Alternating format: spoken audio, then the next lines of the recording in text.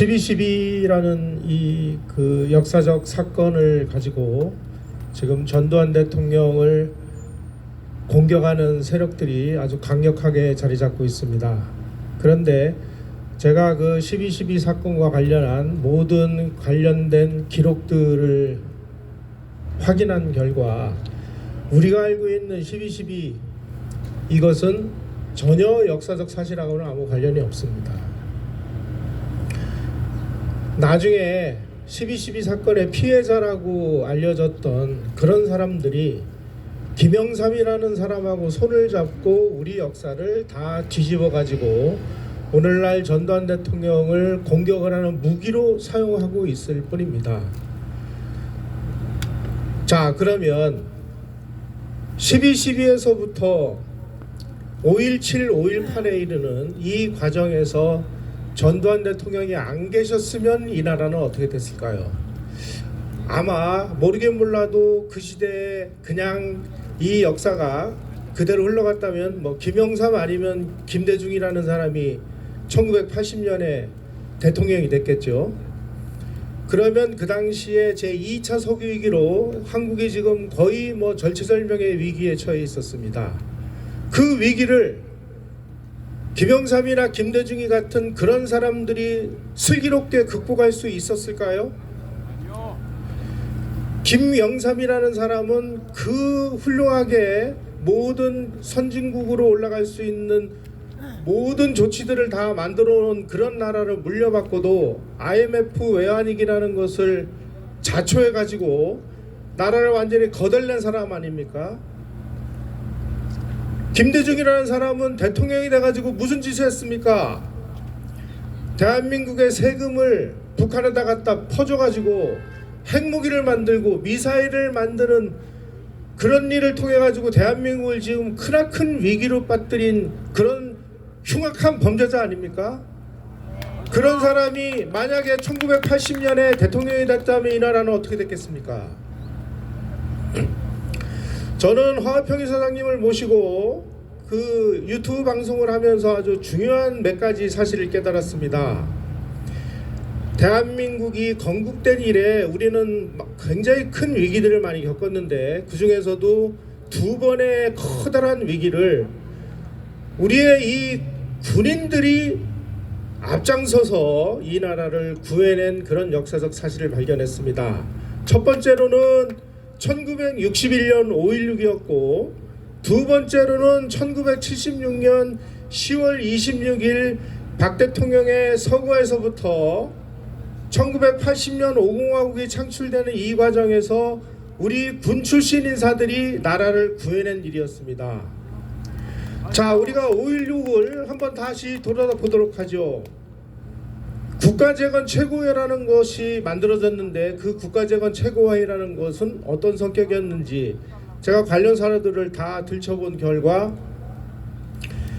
이승만 대통령까지 농업사회였던 이 대한민국이 산업사회, 공업사회로 진화하는 과정에서 많은 법률과 제도와 시스템과 인력이 필요했습니다.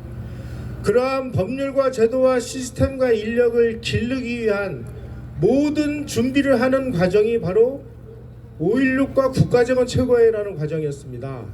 그런 과정을 통해서 군인들이 앞장서서 이 농업사회를 산업사회 대한민국으로 만드는 데 결정적인 역할을 한 것입니다.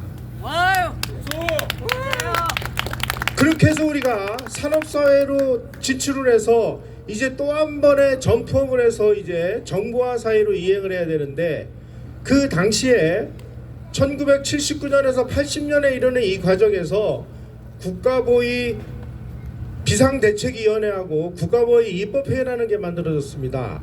이 좌익들은 바로 이 국가재건 최고회의 국가 비상대책위원회 이런 거를 전두환 대통령이 권력을 찬탈하기 위해서 만드는 이런 그 기구라고 이렇게 주장들을 하는데 관련된 모든 기록과 근거들을 보면 국보에서 한 일은 대한민국을 위해서 반드시 필요한 지금까지 어떤 기득권 때문에 못했던 일들 앞으로 대한민국이 발전해 나가는 과정에서 반드시 필요한 이런 작업들을 하는 과정이었습니다. 그렇게 해서 산업사회 대한민국을 IT사회, 정보화사회 대한민국으로 점프업을 시키는 모든 법과 제도와 인프라를 구축하는 그런 준비를 했던 시기가 바로 국보의 시기였습니다. 그런 일을 이끌어간 사람이 누구였으며 그런 미션을 준 사람이 누구였습니까? 바로 전두환 대통령이었습니다. 전두환 대통령이 없었으면 이 나라가 정말 오늘과 같은 이 IT 산업으로 먹고 사는 이런 나라가 됐을까요? 우리가 반도체로 먹고 사는 나라라고 이야기를 합니다. 그런데 반도체 산업이 만들어지게 된 과정을 보면 전두환 대통령과 그 요인들이 다 계획을 세우고 기업들을 이끌어 가지고 이 사업을 추진토록 한 얘기들은 다 지워져 있고 맨날 이병철, 이건희가 다 만들었대요.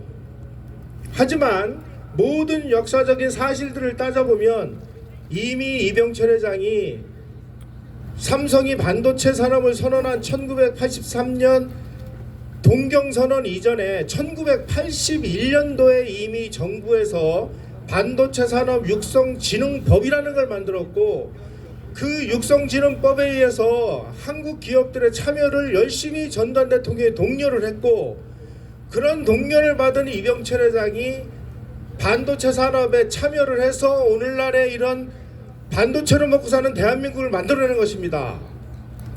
이런 과정을 다 지워버리고 전두환이라는 이름은 역사에 남으면 안 되고 가짜 역사들이 횡행하는 이런 나라가 됐습니다. 이제부터라도 우리는 새로운 역사, 정확한 역사, 전두환 대통령 이 정부가 어떻게 만들어졌고 위기를 어떻게 극복을 했고 이 나라를 어떻게 선진국으로 올려놨는지를 다시 연구를 하고 자녀들을 가르치고 언론들을 압력을 넣어서라도 이런 것들이 퍼져나가도록 해야 될 역사적인 책임이 우리에게 있습니다. 오늘 이 자리에 모이신 분들은 단순히 추모를 하기 위해서 모인 분들은 아니라고 생각을 합니다. 거짓으로 도배됐던 이 5공화국에 대한 잘못된 역사를 다 지워내고 이제부터는 정말 정정당당한 5공화국의 이런 역사적인 책무가 무엇이었는지를 국민들에게 알리는 그런 전도사 역할을 여러분께서 해주셔야 됩니다. 그와 관련된 여러가지 자료들, 여러가지 인터넷이나 동영상을 통해서 뭐 제가 이야기한 내용들도 많이 있고 이제는 많은 분들이 5공화국의 역사적 사실에 대해서 눈을 뜨고 있습니다.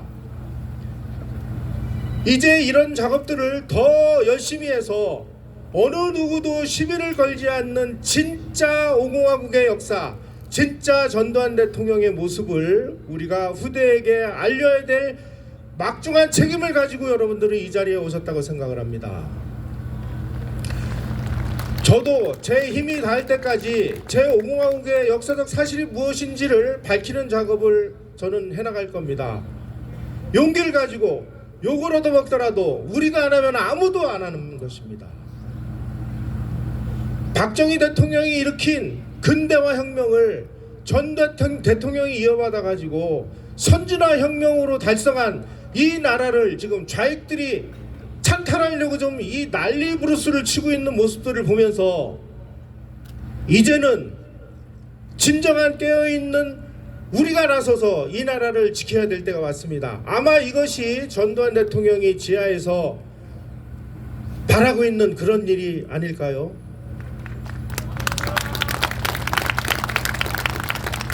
저는 대한민국 국민들이 올바른 판단력만 가지면 이런 그 거짓 역사에서 얼마든지 벗어날 수 있다고 생각을 합니다. 그러기 위해서는 전두환 대통령의 5공의 역사적 실체를 정확하게 아는 작업이 필요합니다.